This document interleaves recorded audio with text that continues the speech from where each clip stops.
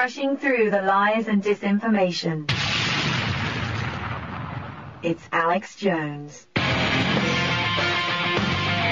Okay, so here's the basics. Then we're going to Jim Marrs, who's been writing about this engineered financial collapse for more than a decade. I mean, it's in all the federal documents.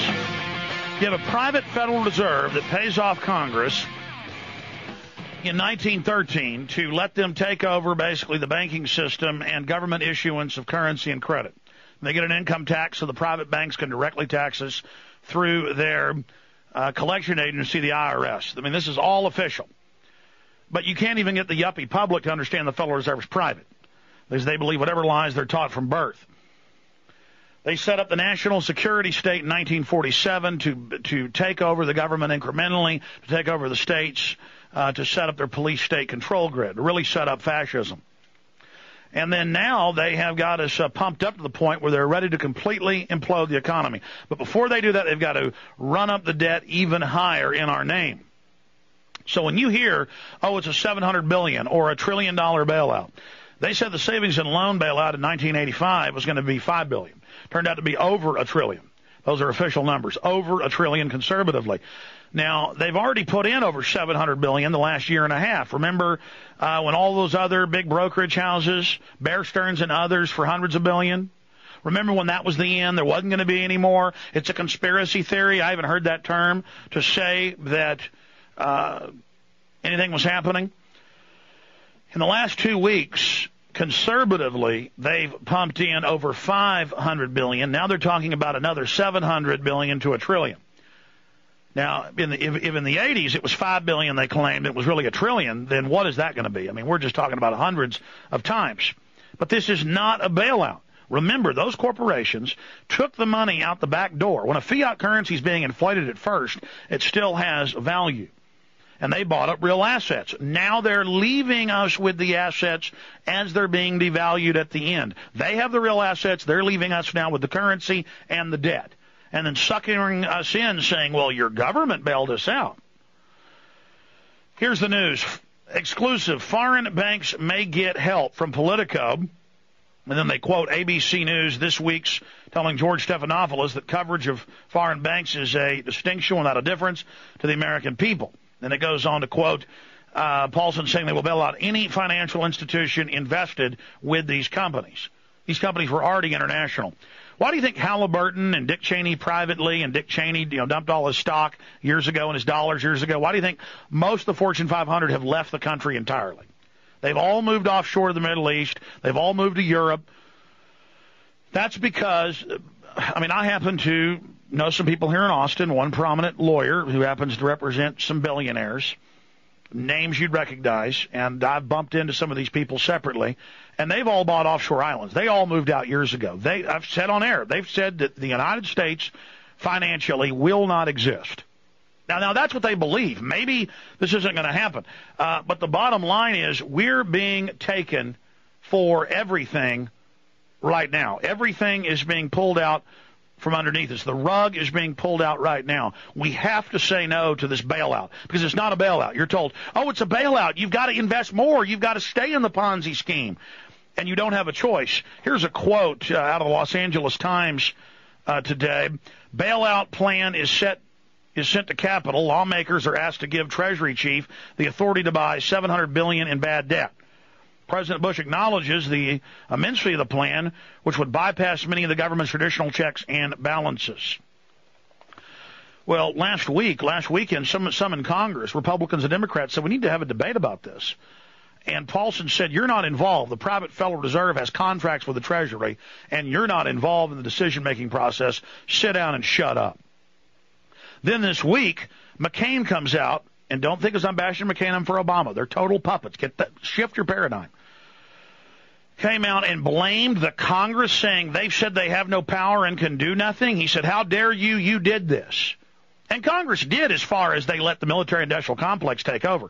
Folks, when the AP reported the day before 9/11 that $1 trillion was missing from the Pentagon, and we're going to talk to Jim coming up. Jim, I know it was $1.9 trillion, but it's now it's now more than $4 trillion. So, the numbers are, Jim's jumping in over here as a news guy, former writer for his own newspapers, but also wrote for decades for the Fort Worth Star-Telegram, old crime reporter. We're gonna get to you, Jim. Okay, it was 2.3. The AP article I have says 1.9. I know in your book you have some of those as well. Regardless, trillions stolen. And then now you, quote, get to bail out the foreign bankers. Now, understand, also this week you heard, they banned shorting stock. No, they only banned it on 700 plus financial stocks, brokerage houses, and banks, and declared open season on all real corporations like Ford and GM and General Motors. Ford, General Motors, General Electric. And so now they're raiding that. They are raiding everything right now. The real economy, they are looting everything. This is happening right now, ladies and gentlemen, and you need to know who to blame. You're not going to probably be able to stop them doing this, but at least know that when they tell you owe 85% tax rate, and they tell you there's no pension funds, and they're announcing, well, they changed the rules 3 years ago to take your pension funds, and they said it's legal. Why'd they change the rules? So they can do it. Well, the government can say it's legal to barbecue infants on the White House lawn. That doesn't really mean it's legal or lawful. So that's the type of financial news I have here in front of me. Exclusive foreign banks may get help, and then you read it, they're going to bail out, quote, the foreign banks. That means let them come in and suck us dry. Also, another big bank failure, Ameribank, Inc. Financial crisis default by the U.S. government is no longer unthinkable. Dodd came out and said we're probably going to collapse Senator Dodd. Paulson voices confidence in U.S. fundamentals. Europeans on left and right ridicule U.S. money meltdown. That's the type of news we have, and at the end of the show, I'm going to get a little bit more into that. But before we break, I want to come back and get into the history of the rise of the Fourth Reich to understand what we're dealing with. But this is the same thing that brought Hitler to power. It's the same thing that has been engineered before. And give us a lead-in, Jim, before we come back and get into this. Okay, well, it sounds like this is from today's headlines, but let's look at some of what would be considered the Fortune 500 corporations here in the United States. Standard Oil of New Jersey, which of course now is Exxon, several others, J.P. Morgan, Brown Brothers Harriman, GAF, IBM, IT&T, Ford, General Motors, U.S. Steel. Okay, now, these were the companies who created and funded Hitler and the German Nazis before, during, and after World War II. So everybody knows that the thing's falling apart, and the problem is they've got us all distracted and conflicted, pointing our fingers. The liberals blame the conservatives blame the liberals, Republicans blame Democrats, vice versa. Let's learn, and let's all band together as free Americans and reconstitute our free democratic republic, and let's point the finger where it belongs, at these global fascists, these national socialists, because these were the same people, the same families, the same bloodlines that created communism in Russia. Well, I mean, let's explain this, and they have textbooks. This is a formula, and when we come back, let's get into the formula. The Nazis didn't come from Germany. They came from the U.S. and England, and Hitler was only one variant that made it racial. So we're going to break this down with Jim Marrs. His book's on the New York Times bestseller list right now, The Rise of the Fourth Reich. By the way, it's available at Infowars.com. That's Infowars.com. We'll be back after the news on stations nationwide.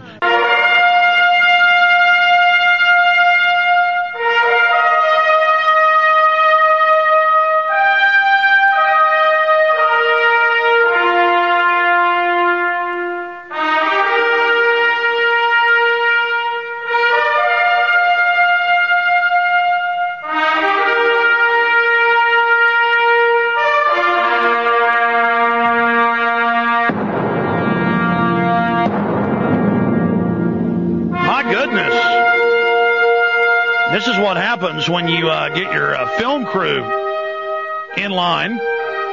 You see, we're shooting a documentary with Jim about Black Ops government, about continuity of government, killing Kennedy, how this shadow government has taken over the society. And I guess none of the guys wanted to tell me I was 30 seconds getting late back on air with me and Jim in here talking about the New World Order and guzzling coffee. So you guys speak up next time we're supposed to be on air. I guess everybody gets trained to that I'm always in here on time, so it's kind of unusual when I don't make it in where I'm supposed to be. Okay, let's start over. Ladies and gentlemen, on this radio show and on the weekday radio show, you're going to find out from the true experts what is happening with the economy. And that isn't my opinion. As John Wayne said, no brag, just fact.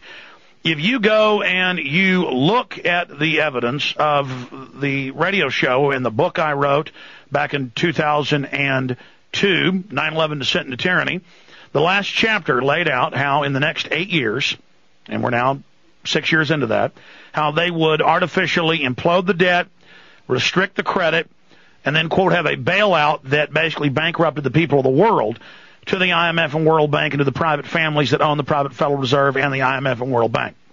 So this is the big scam. The banks can't trick you to take out a loan on a farm you can't pay, because what they really want is that land.